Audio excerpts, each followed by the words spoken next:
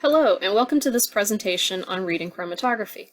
My name is Jamie, and I'm going to walk you, the viewer, through the process of how to read chromatograms produced by our GC instruments.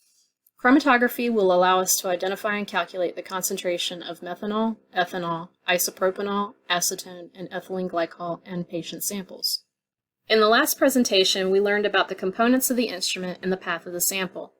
In this presentation, we will learn about how the instrument presents the data to us. I want you to stop for a moment and think about all the different methods of detection used in chemistry. Can you name a few? There's potentiometry, spectrophotometry, turbidometry. What types of data are being produced with those methods? Think about numerical or positive versus negative. So what do you think the reports for our chromatography will look like? In this lesson, we will learn about chromatographic data. We will identify the components of the chromatogram. We will use the data reports to determine the concentration of analyte in our patient sample, and we will learn about various types of peaks and what they mean regarding the quality of our data. Most instrumentation has software that automatically takes the raw signal generated by a sample and calculates the concentration of the analyte from a calibration curve. Automated methods have become so fast and precise that we rarely take the time to look at the raw signal data, and we sometimes forget to think about what that data means. This is not the case with chromatography. Although there are front-end automated systems for chromatographic methods, you really won't see these methods set up for auto-verification on the resulting end. Chromatography must have a manual review, meaning tech eyes and judgment, because of the nature of the system and the data produced. A chromatogram is a graphical representation of signal detected over time. In other words, a chromatogram is a graphical representation of the path of the sample. The graph consists of the following components. We have the x-axis, which represents our time. We have the y-axis, which represents the signal. And the peaks on the graph represent that concentration of signal that is produced over a period of time, which has elapsed. Before we continue, let's take a minute to briefly review the path of the sample. The sample is injected into the instrument, it vaporizes, and then it moves onto the column. Once on the column, the analytes that we're looking for will bind to the column for a certain period of time before eluting off.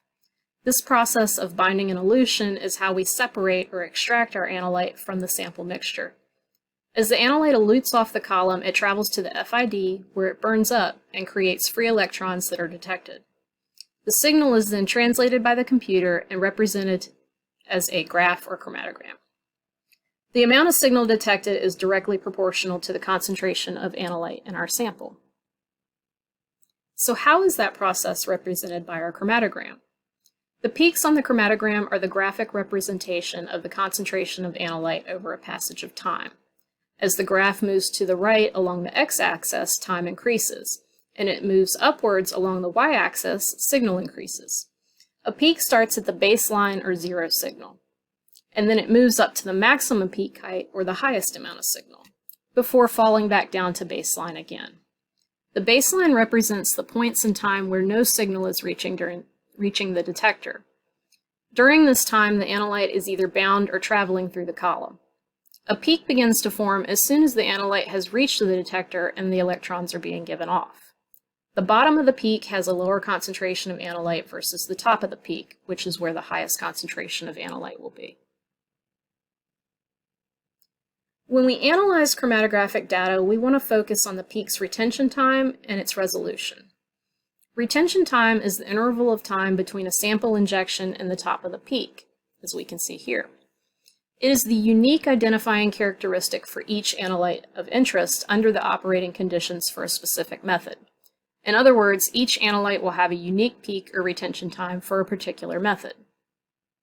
Resolution is the term that we use to define the quality of our chromatographic peaks. It is defined as a measure of chromatographic separation between peaks. For a peak to have good resolution, it must have its own retention time and a sufficiently narrow bandwidth, which means it must be tall and narrow and sharp. Ensuring a peak has its own retention time is easy if we are using a method looking for one analyte, but it can become tricky when we start looking for multiple analytes. We don't want to use a method where more than one analyte shares a retention time, because we would be unable to determine which analyte is being represented at that peak. When more than one analyte shares a retention time, it's referred to as coelution. In this graph seen here, peak X and peak Y have good resolution because they each have a separate retention time, they both start and end at the baseline, and they are tall and narrow and symmetrical. Peaks come in all types of shapes and sizes. The first peak seen here is our normal peak. It's tall, and it's narrow, and it's symmetrical, meaning it has an even distribution. This peak can be said to have good resolution, and it will provide very accurate data. The shape and resolution of a peak is important because the software is going to determine the height of the peak and the area under the peak to calculate the concentration of our analyte.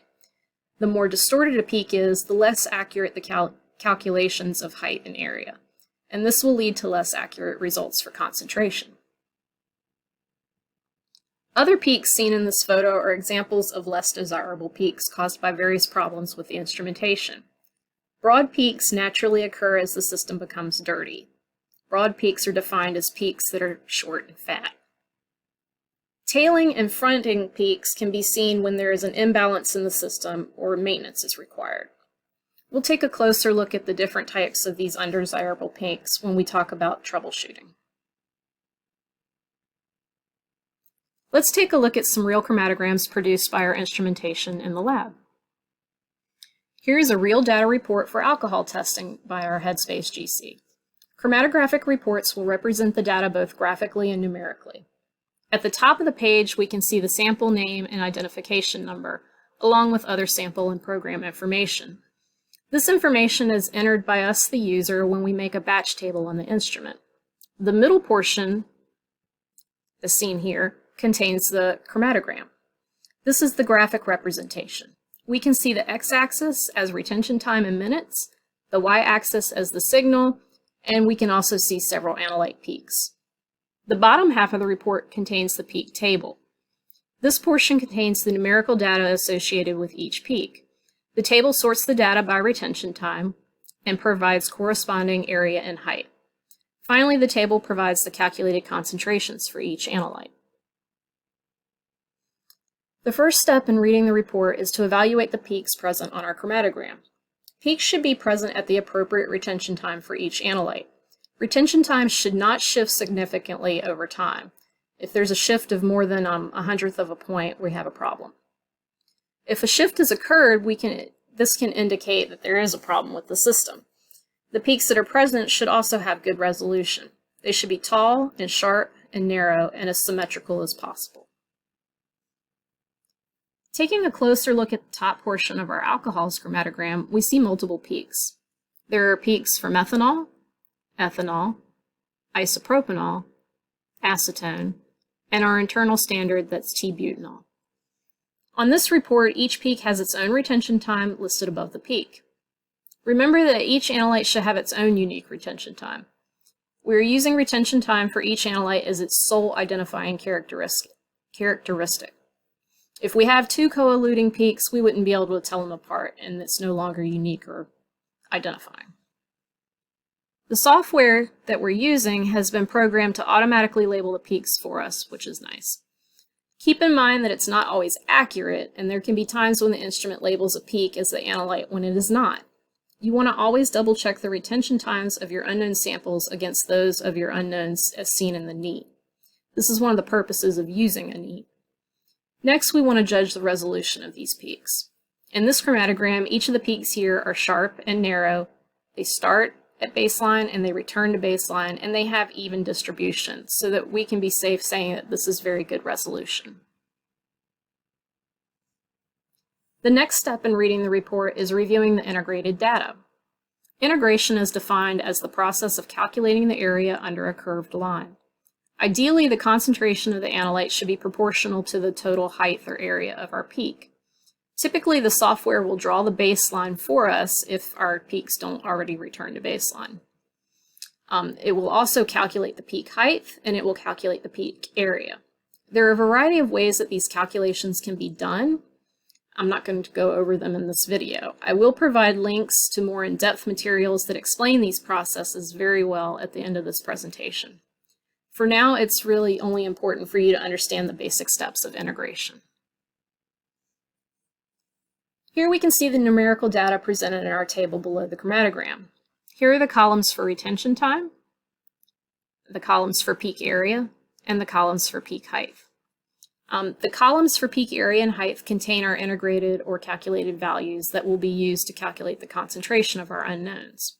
Remember that the values for retention time correspond to the x-axis of the graph, and the values for area and height correspond to the y-axis of our graph. It's just as important to review this numerical data as it is to review the graphical data. If you see a peak in the chromatogram that doesn't make sense, you can confirm whether or not it is a real peak by checking the area and height values in the table.